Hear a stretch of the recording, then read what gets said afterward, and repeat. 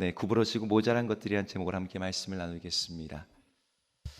여러분, 오늘 방금 읽은 전도서는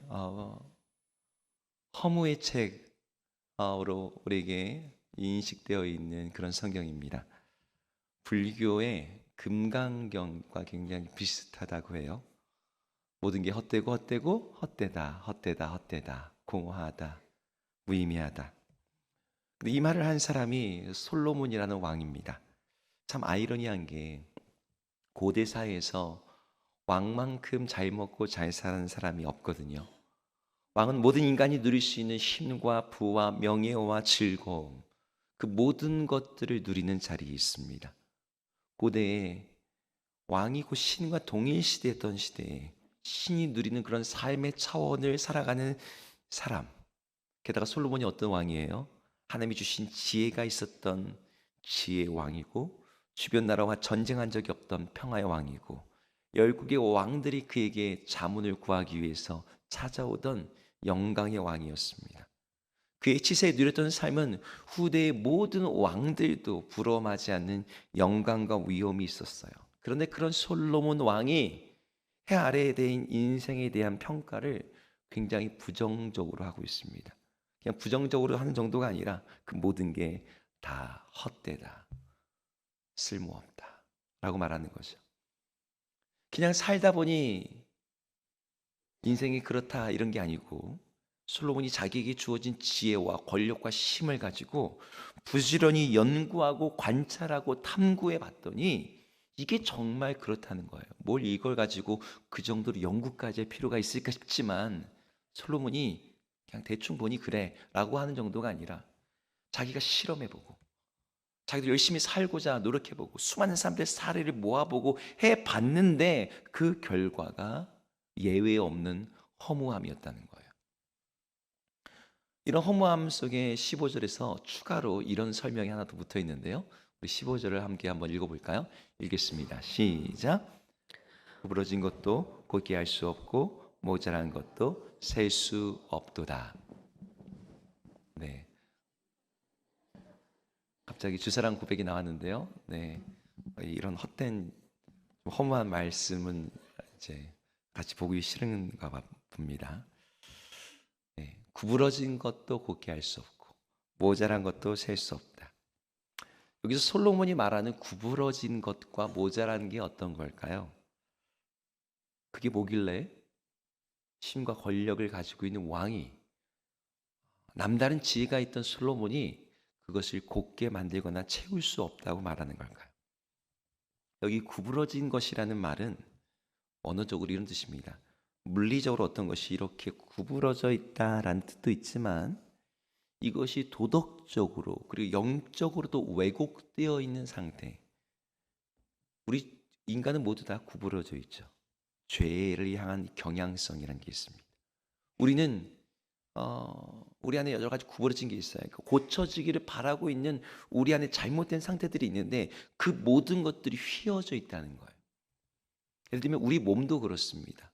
우리 몸이 항상 건강하기를 원하지만 우리의 몸은 죽음을 향해 구부러져 있어서 늙게 되고 병들게 되어 있어요.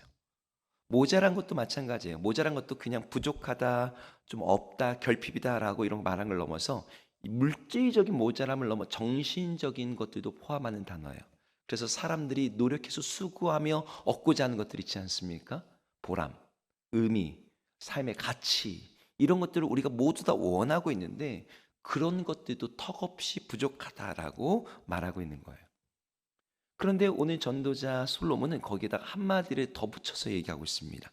13절인데요. 13절을 같이 읽어보겠습니다. 시작. 마음을 마음을 다하며 다하며 지혜를 지혜를 써서 하늘 아래에서 행하는 모든 일을 연구하며 살핀즉 이는 괴로운 것이니 하나님이 인생들에게 주사 수고하게 하신 것이라. 네, 전도자가 마음을 다하여 지혜를 써서 하늘 아래서 행하지는 모든 일을 연구를 했어요. 근데 그 연구의 결과가 무엇이었냐면 인간의 역사의 모든 것이 괴로운 것이고 수고로운 것이라고 말하는 거죠. 여기 괴롭다, 수고롭다라는 이 단어는 이스라엘 백성들이 애굽에서 아주 가혹한 노예 생활을 할 때 쓰던 단어예요. 그리고 아브라함의 아내였던 사라가 자신의 여종 하갈에 대해서 학대할 때 사용했던 말이죠. 그러니까 인생의 수고와 괴로움을 노예살이와 학대받는 삶과 같다고 표현하는 거죠. 근데 여기서 충격적인 게 무엇이냐면 이런 괴로움을 누가 주셨냐면 하나님께서 인생들에게 주셨다라고 말하는 점입니다. 인간에게 있는 모든 구부러진 것, 모자란 것, 곱게 할 수 없는 것, 채울 수 없는 것, 그로 인해서 파생되는 모든 괴로움과 수고로움과 삶의 무의미함과 헛됨이 누구로부터 왔느냐면 하나님으로부터 왔다는 거예요. 이게 잘못 쓰여진 것이 아니라 전도서 7장 13절에 가면 똑같은 말이 또 반복됩니다. 전도서 7장 13절 같이 읽어보겠습니다. 시작. 13절 시작. 하나님께서 행하시는 일을 보라. 하나님께서 굽게 하신 것을 누가 능히 곱게 하겠느냐. 네, 하만이 좀 늦게 나오는 것을 제가 빨리 나오게 할 수 없는 것처럼, 네, 우리 인생에 구부러진 것들이 많이 있는데 그것들이 하나님께서 굽게 하신 거예요. 여러분, 이 부분이 우리에게 살짝 마음에 충격이 됩니다. 반전, 뒤통수 맞는 그런 느낌이 있어요.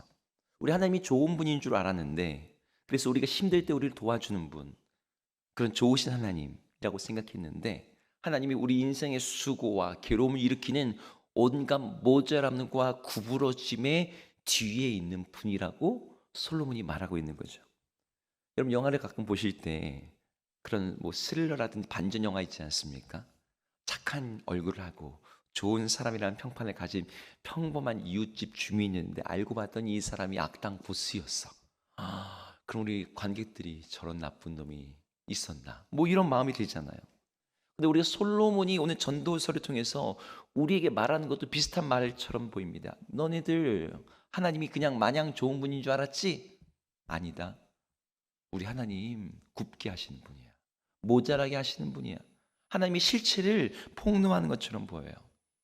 여러분, 이런 내용은 우리가 기존에 가지고 있던 생각과 신학과 매우 다릅니다. 기본적으로 우리는 인생에서 겪는 어려움과 수고와 고통이, 그리고 삶의 허무와 헛됨이 죄로 말미암아 우리에게 들어왔다라고 그렇게 알고 있어요. 그리고 우리가 알고 있는 하나님에 대한 지식도 오늘 본문과 매우 다르죠. 우리가 알고 있는 하나님은 어떤 분이에요? 전능하신 하나님입니다. 그래서 당신의 백성들의 그 무능함 가운데 힘을 주시고 능력을 주시고 능력의 오른팔을 펴시는 분입니다. 우리 하나님은 전지하신 분이죠. 백성들에게 지혜를 주시죠. 미리 알려주시고 깨닫게 하시고 계시하시는 분이에요. 우리 하나님은 공의로운 하나님이십니다. 세상에 구부러진 것들을 곧게 하시고 불의를 갚아주시는 분이에요. 게다가 우리 하나님은 풍요로우신 풍성하신 분이에요. 세상에 부족하고 모자란 상황에서도 자기 백성들을 먹이시고 공급하시는 넉넉하신 분, 우리가 알고 있는 하나님이죠. 그런데 전도서에서는 우리가 알고 있는 이 하나님에 대한 우리의 신앙 지식과 믿음과 정반대되는 것처럼 보이는 하나님을 얘기하고 있어요. 솔로몬이 발견한 하나님은 곱게 하시는 하나님이 아니라 굽게 하시는 하나님. 이 하나님은 풍성한 하나님이 아니라 모자라게 내버려 두시는 하나님. 자기 백성들에게 능력을 주시는 분이 아니라 우리로 하여금 무능함을 처절하게 경험하게 하시는 하나님. 우리에게 지혜를 주시는 하나님이 아니라 오히려 장래일을 알지 못하는 무지와 어둠 가운데 두시는 하나님. 솔로몬이 이런 하나님을 전도서에서 내내 이야기합니다. 사실 교회 안에서 누가 이런 얘기를 한다면 저분은 목사님이랑 좀 신앙 상담 좀 해야 될 것 같은데 믿음이 너무 많이 떨어진 것 같아. 뭐 이렇게 볼 수 있어요. 사실 우리가 잘 살 때는, 인생에 어려움이 없을 때는 이런 질문이 나오지도 않습니다. 전도서는 그냥 넘어가요. 그래, 세상이 헛됐다. 하지만 난 지금 즐거워, 재밌어.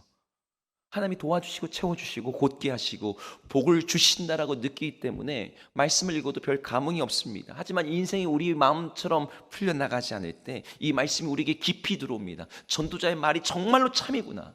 하나님을 믿는데 왜 우리의 인생에 이런 곤고함이 있지? 왜 고든 고속처럼 쫙쫙 인생이 펼쳐나가지 못하고 꾸불꾸불 산길처럼 정말 오르락내리락 왜 이렇게 힘들게 살아야 되지? 우리가 이런 질문을 가지고 우리 하나님 앞에서 또 말씀을 가지고 씨름하게 돼요. 물론 성경 전체에서 말하고 있는 우리 하나님은 선하고 좋으신 하나님이시죠. 그러면 이렇게 나오는 하나님, 우리 일상에서 느꼈던 이런 괴리감이 느껴지는 이런 상황 속에서 우리는 어떻게 우리 하나님께서 이런 상황을 허락하시는지, 사랑의 하나님과 오늘 솔로몬이 말하고 있는 이 하나님이 동일하신 분이라면 이 하나님께서 왜 이렇게 하시는지를 우리는 일관성을 찾기 위해서도 질문해야 되죠. 공의로우신 하나님이 왜 곧게 펴실 수 있음에도 불구하고 구부러 둔 채 내버려 두시냐는 거죠. 모든 것의 주인이신 풍요로우신 하나님께서 왜 모자란 것 투성이로 남겨두시냐는 거죠. 왜 우리 인생 가운데, 우리가 사는 세상 가운데 수고로움과 괴로움을 허락하시냐는 거죠. 이런 질문했던 사람들이 정말 많았죠. 여러분들도 이미 그리고 지금도 하고 계실지 모르겠어요. 이와 비슷한 질문을 예수님의 제자들도 했습니다. 요한복음 9장에는 나면서부터 맹인이 되었던 한 사람이 나와요. 그 사람을 보고서 제자들이 웅성웅성 수근수근 하다가 자기들끼리 답이 안 나오니까 예수님께 물었습니다. 9장 2절인데요. 제가 읽겠습니다. 제자들이 물어 이르되 랍비여, 이 사람이 맹인으로 난 것이 누구의 죄로 인함이니까? 자기니까? 그의 부모이니까? 어떤 모든 일에는 원인이 있고 결과가 있다. 우리 인과응보를 갖다 믿지 않습니까? 그래서 이 문제를 가지고 예수님께 물었던 거예요. 근데 예수님의 대답이 이 제자들의 의도를 살짝 비껴나가서 대답을 하세요. 9장 3절은 우리 함께 같이 읽어보겠습니다. 읽겠습니다. 시작. 예수께서 대답하시되 이 사람이나 그 부모의 죄로 인한 것이 아니라 그에게서 하나님이 하시는 일을 나타내고자 하심이라. 네, 하나님이 하시는 일을 나타내고자 하십니다. 이 사람이 맹인으로 난 것이, 이 사람의 구부러진 인생이, 이 사람의 모자란 삶이, 그의 괴로움과 수고가 누구의 죄 때문이 아니라 하나님께서 하시는 일을 나타내기 위해서 지금 이 사람이 이렇게 살고 있다는 거죠. 이유를 묻는 제자들에게 우리 예수님은 목적에 대해서 말씀하세요. 하나님이 정말 솔로몬의 말처럼 이 세상 가운데 많은 것들을 구부러지게 하시고 구부러 둔 채로 두세요. 많은 것들을 모자라게 하시고 모자란 상태로 내버려 두십니다. 인생에 괴로운 것을 주시고 수고롭게 하세요. 맹인이 그랬죠. 그의 삶이 얼마나 고단하고 힘겨웠겠습니까? 그럼 왜 그렇게 놔두시냐는 거죠. 정확한 이유를 우리는 알 수도 없고 이해할 수도 없습니다. 다만 예수님이 대답에서 단서를 발견할 수 있는 건 이거예요. 그에게서 하나님이 하시는 일을 나타내고자 하신다는 거죠. 뭔가를 나타내고자 하신다는 거예요. 우리 삶에 있는 구부러진 많은 것들, 우리 삶에 있는 모자란 많은 것들은 단지 하나님이 힘이 없어서, 능력이 없어서, 아니면 내가 불행하고 운이 없어서 그런 것들이 우리에게 있는 것이 아니라 그것들은 하나님께서 하시는 뭔가를 나타내고자 하는 하나님의 통로가 될 수 있다는 거예요. 하나님이 나타내시고자 하는 것들은 여러 가지가 있을 수 있습니다.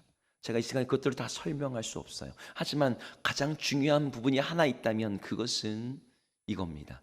우리가 누구인지를 계속해서 알게 하시는 거죠. 우리가 티끌이라는 것을, 우리가 피조물이라는 것을, 우리 존재가 하나님을 의지하지 않으면 안 되는 그러한 사람이라는 것을. 여러분, 우리는 그런 것들이 없으면, 우리 안에 구부러진 것이 없으면, 우리 안에 부족한 것, 모자란 것이 없으면 우리는 아담과 하와 이후에 모든 인간이 빠진 그 집단 체면과 착각, 예를 들면 이런 거죠. 내가 곧 신이야, 내가 곧 하나님이야, 내가 왕이야 라는 그 착각에 금방 빠져듭니다. 근데 그 모자란 것이, 그 구부러진 것이 순간순간마다 우리로 하여금 통증을 일으키고 우리를 깨닫게 하는 거예요. 아, 내가 신이 아니지, 내가 인간이지, 나를 진짜 세계로 돌아오게 만들어요. 여러분, 우리가 그리스도인인데 우리 안에 죄가 있지 않습니까? 우리 안에 악함이 있죠. 우리가 순간순간 넘어지고 연약하고 범죄합니다. 우리가 예수님을 믿고 하나님의 백성이 되었고 이제 주님의 백성이 돼서 내가 거룩한 백성이 되었다고 하는데 왜 그런 것들이 있습니까? 그것들이 우리로 하여금 끊임없이 우리에게 말해요. 아, 내가 내 힘으로 착하게 살아서 구원받을 수 있지라고 하는 착각이 들 때마다 넌 아니야. 너에게는 계속해서 너를 용서해 주시고 구원해 주신 예수 그리스도가 필요해. 끊임없이 우리로 착각하게 만드는 거예요. 나에게는 구원자가 필요해. 나를 사랑해 주시고 나를 구원해 주시는 그분이 아니고선 내게 소망이 없어. 그래서 인생의 헛됨과 유한함과 모자람과 구부러진 것이 우리로 하여금 끊임없이 알람을 일으키는 거죠. 너에게는 너의 도움, 너의 구원, 너의 삶을 붙들어줄, 너에게 영생과 삶의 의미를 궁극적으로 가져다 주시는 그 하나님이 필요하다. 이것이 우리의 모자란 것, 우리의 구부러진 걸 통해서 하나님이 하시고자 하는 일 중에 하나입니다. 우리는 참으로 그래요. 우리는 물리적으로 구부러진 시간을 펼 수 없습니다. 도덕적으로 구부러져 있는 죄악을 곧게 할 수 없어요. 내 안에 있는 어떤 이 세상의 많은 불의들을 정의로 바꿀 수 있는 힘이 없어요. 우리 인생에 수없이 모자라고 허덕허덕대는 우리의 심령을 스스로 채워낼 수 있는 게 없습니다. 온통 무능하고 부족한 것 투성이에요. 하지만 그것들을 통해서 우리 하나님께서는 하나님의 일들을 행하신다는 거죠. 여러분, 이스라엘 역사 가운데서 그랬어요. 이스라엘 역사 가운데 가장 구부러지고 모자라고 힘들었던, 고생과 수고했던 시간들을 꼽는다면 출애굽하기 직전에 애굽에서 노예 생활하던 시간도 있었죠. 하지만 그 중에 하나가 400년 암흑기라고 불리던 구약과 신약 사이의 시간이에요. 그 시간대에 말라기 선지자를 마지막으로 해서 하나님이 보내시는 선지자도 어떤 계시와 음성도 들리지 않았습니다. 꼴에서 돌아왔지만 그들의 신앙은 끊임없는 공격과 어떤 피폐함 가운데 있었어요. 나라를 세울 수 없었고, 그들이 세운 성전은 정말 이방 신상들에 세워지고 돼지 피로 범벅이 되었습니다. 그것에 대항해서 독립을 쟁취하긴 했지만 하나님이 약속하셨던 다윗의 장막이 일어나지도 않았고, 금세 다시 로마 제국의 점령을 당하고, 그 제국에 정말 빌붙은 헤롯이라고 하는 에돔 사람이 왕으로 세워졌어요. 당시 종교 지도자들, 권력에 빌붙은 제사장 그룹과 위선과 외식에 빠져있는 바리새인 그룹으로 나눠져서 유대 백성들을 올바른 믿음으로 인도하지 못했습니다. 정치도, 종교도, 신앙도, 생활도 모든 게 구부러져 있고 이그러져 있었는데, 그리고 그들의 삶이 너무나 힘겨웠는데, 바로 그 힘겨움과 그 어려움이 그들로 하여금 하나님이 약속하신 분을 갈망하고 기다리게 만들었어요. 그들이 모세의 오경을 읽으면서, 선지자의 글을 읽으면서 이전엔 발견하지 못했던 그곳에 약속되어 있는 한 분, 예수 그리스도가 그들에게 오셔야 되고, 그분이 오셔야만 그들의 모든 궁극적인 죄의 문제가 해결받을 수 있음을 그들이 알게 되었던 겁니다. 하나님이 허락하신 그 구부러짐이, 그 모자람이, 그 부족함이 그들로 하여금 예수 그리스도를 발견하고 만나게 만들었던 거죠. 정말 많은 사람들의 인생 가운데 하나님이 그렇게 일하시는 건 여러분도 보고 계시지 않습니까? 우리가 볼 때는 그것은 정말 악한 것이고 나쁜 것이고, 하나님이 왜 저런 것들을 놔두시나 싶지만, 하나님이 그걸 통해서 하나님께서 당신의 선한 일을, 구원을, 은혜를 베푸시는 거죠. 여러분의 삶 가운데도 구부러진 것들이 있을 거예요. 모자란 것들이 많으실 겁니다. 괴로움도 있고 하나님이 주신 수고로움도 있을 거예요. 여러분, 그것들을 놓고서 우리는 하나님께 기도합니다. 하나님, 채워주십시오. 곧게 해주십시오. 이 고통을 제거해 주십시오. 근데 우리가 그 질문하기 전에 하나님이 그것을 통해서 하나님이 하시고자 하는 일이 무엇인지를 먼저 물어봐야 돼요. 제가 신학교를 다닐 때 그곳에 모인 많은 분들이 목사님, 선교사님 되겠다고 모인 거죠. 배경이 정말 다양했어요. 물리학 교수님도 있었고, 육군 장성 출신도 있었고, 저랑 같은 반은 예술의 전당 음악 감독님도 있었습니다. 다양한 사람들이 다양한 모습으로 공부하러 왔는데, 그곳에 모인 사람들의 공통점이 있어요. 대부분이 가난하고 모자라다는 거죠. 어떻게 나름 사회에서 잘 나가던 분들이 그곳에 모였을 때는 왜 이렇게 가난하고 궁색 맞고 정말 찌질한 모습이 되는지. 네, 거기 가면 그렇게 배가 고프고 추워요. 약간 군대 같아요. 그 전도사님들이잖아요, 다 신학 공부하니까. 겉으로는 아주 멀쩡해 보이지만 저희들끼리 쓰는 용어가 있습니다. 양복 입은 거지라고. 다들 정말 그렇게 가난할 수가 없어요. 제가 대학교 다닐 때도 밥값이 2,500원, 3,500원 이랬거든요. 정말 저렴한 게 2,500원. 근데 신대원은 밥값도 싸. 워낙 가난하니까. 그래서 라인이 두 개가 있었습니다. 여호와 일의 라인이 있고 여호와 샬롬 라인이 있는데, 여호와 일의 라인은 1,500원, 여호와 샬롬 라인은 2,200원. 대학교 절반이에요. 아니, 밥값이 이렇게 저렴하게. 어느 쪽이 더 맛있을까요? 여호와 샬롬. 예, 여호와 일에 하나님이 준비하시지만 그냥 죽지 않을 정도로 준비해 주세요. 예, 밥 똑같은 국 반찬 3개. 그중 하나 김치 항상 나오는 거. 근데 이제 여호와 샬롬은 하나님이 평안함을 주시는 거죠. 요리가 하나 딱 나옵니다. 한 전도사님이 있었는데, 이분은 맨날 여호와 일에만 드셨어요. 1,500원짜리 밥만 드시는 거예요. 다른 분들이 목사님, 아니 전도사님, 오늘 거는 먹으면 죽을 것 같아. 막 이렇게 얘기를 해요. 그래서 여호와 샬롬 거 사주겠다고. 내가 사줄게요. 아니요, 저는 괜찮습니다. 저는 이거 먹겠습니다. 맨날 이런 분이 무슨 뭐 서원을 하셨는지 맨날 여호와 일에만 드세요. 이분은 뭐 가난의 삶을 살려고 하시는지. 근데 뭐 이제 뭐 그냥 그래 뒀죠. 근데 어느 날 이분이 여호와 샬롬 밥을 먹고 있는 거예요. 사준다고 해도 안 먹는 분이 웬일로 그걸 먹는지 다들 신기해서 듣는 사람들이 모였습니다. 아니, 해가 서쪽에서 뜨겠네. 웬일로 오늘 여호와 샬롬 먹냐고, 오늘 좋아하는 메뉴냐고 막 물어봤더니 그분이 씩 웃으면서 이렇게 얘기했어요. 오늘이 제 생일입니다. 자기 생일이라고 이날만큼은 특별하게 2,200원짜리 밥을 먹는다는 거죠. 여러분, 이 얘기만 들어도 신대원 분위기가 어떤지 아시겠죠? 정말 진짜 가난하고, 근데 하나님이 그런 분위기를 만드시는 것 같아요. 신학을 공부하겠다고 목회의 길을 가겠다고 하는 사람들을 일부러 그런 과정을 거치게 하시는 것 같아요. 저도 그랬거든요. 저도 신대원 가기 직전까지 제가 그래도 뭐 많이는 아니어도 학원 강사하면서 월 250 이상은 벌었습니다. 근데 학교를 다니는데 돈이 딱 떨어지는 거예요. 어느 주에는 정말 저금통을 다 털어도 동전 몇 개밖에 없어요. 1,500원짜리 여호와 일의 밥만 먹어도 월요일부터 금요일까지 최소 12번 이상을 먹어야 되니까 한 2만 원 정도는 들거든요. 근데 밥 한 끼를 먹을 돈이 없는 거예요. 그냥 무작정 학교로 갔습니다. 근데 학교로 가는데 기도가 나와요. 하나님, 제가 밥 한 끼 사 먹을 돈이 없습니다. 그래, 우리 주님은 일용할 양식을 주시는 분이잖아요. 주기도문에 오늘 일용할 양식을 주시고. 그러니 제가 누구에게 돈 꾸지 않겠습니다. 누구에게 밥 사달라고 하지 않겠습니다. 그냥 안 주시면 굶겠습니다. 그러면서 이제 기도하며 갔습니다. 기도하며 갔지만 마음이 갑갑하고 참 신세가 처량합니다. 근데 월요일 이제 저녁 이수자에 딱 들어가자마자 이게 웬 걸 한 전도사님이 축하할 일이 있다는 거예요. 오늘 밤에 내가 치킨을 쏘겠다고 하시는 거예요. 좋으면서도 속으로 기도했어요. 하나님, 밤에 먹는 치킨은 일용할 양식은 아니잖아요. 저한테는 간식인데 저녁밥을 주셔야죠. 저녁밥.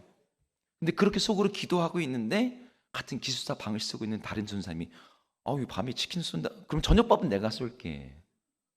딱 이렇게 말하는 거예요. 이걸 시작으로 매 끼니마다 누가 식권을 대신 대준 건 오늘 좋은 일 있다고. 오늘 점심 내가 사겠다고. 제가 이렇게 학교 다닐 때 가끔씩 아침에 안 먹는 때도 있었거든요. 늦잠 자고 새벽 기도 갔다 와서 피곤하고. 근데 그 주간에 한 끼도 빼놓지 않고 매 식사를 했어요. 제가 누구한테 밥 사달라고 하지 않았습니다. 심지어 외부 강사 목사님들이 설교로 와가지고 신대원 전체 밥을 막 몇 번 사시는 거예요. 제가 그 주간에 체험했죠. 우리 하나님 정말 우리 먹이시는 분이구나. 제가 처음에는 원망하는 마음이 좀 있었습니다. 1,500원짜리 밥 한 끼를 못 사 먹는 이런 상황이 약간 너무 서글프고 약간 마음이 속상했어요. 우리 하나님 왜 이렇게 모자라게 하시지? 왜 이렇게 가난하게 하시지? 근데 그 모자람이 우리 하나님이 우리를 어떻게 먹이시는 분인지를 체험하는 한 주간으로 이어지게 만들었습니다. 하나님께 그걸 곱게 해달라고, 하나님 채워달라고 기도하기 전에, 하나님 나에게 고통을 없어달라고 말하기 전에 우리는 물어야 됩니다. 하나님, 이 일을 통해서 하나님 나타내고자 하시는 주님의 이름 무엇입니까? 하나님, 이걸 통해서 하나님께서 보여주시고자 하는 이름 무엇입니까? 나의 모자람 때문에 더욱더 나타나는 하나님의 그 채우심, 나의 괴로움 때문에, 나의 고난 때문에 나타나는 주님의 그 사랑, 세상의 나쁜 것들 때문에 나타나시고 말씀하시고 일하시는 그 하나님의 선한 그 역전의 일들. 여러분, 우리가 사는 세상이 구부러져 있음을 봐요. 세상의 정의가 이그러져 있고 세상이 온통 모자란 것 투성이입니다. 그런데 하나님은 그걸 통해서 하나님의 구원을, 하나님의 영광을, 하나님의 위대하심을 드러내세요. 예수 그리스도의 십자가 어떻습니까? 너무나 불의하고 구부러진 사건이잖아요. 하나님 나라를 전파하고 병자들을 고치고 귀신 들린 자에게 자유를 선포했는데 그 결과가 뭐예요? 종교 지도자들, 정치 지도자들이 합세해서 결탁해서 십자가에 달려 죽임 당하게 하신 일이었어요. 그 재판 과정과 죽임 당하심이 불의한 상황에서, 불의한 세상에서 뭐 비일비재한 것이라고 할지라도 여러분, 하나님께서, 거룩하신 창조주 주님께서 피조물 들이서 죄를 위해서 죽는다는 거, 이거 말이 안 되고 불합리한 것이잖아요. 근데 하나님은 그러한 방식을 통해서, 그 구부러지고 왜곡된 사건을 통해서 세상을 회복하시고 세상을 구원하시고 이 세상 가운데 하나님의 생명을 흘려 보내신다는 거죠. 여러분들 가운데 있는 이그러짐, 구부러짐, 부족함, 모자람, 약함, 한계, 어리석음, 여러분, 그것 때문에 우리는 종종 하나님 앞에서 원망하면서 기도합니다. 하나님, 저 왜 이렇게 만드셨습니까? 하나님, 나 왜 이렇게 삶 고단하게 하십니까? 하나님, 나에게는 왜 이런 어려움이 있습니까? 나의 가족은 왜 이렇습니까? 나의 직장은 왜 이렇습니까?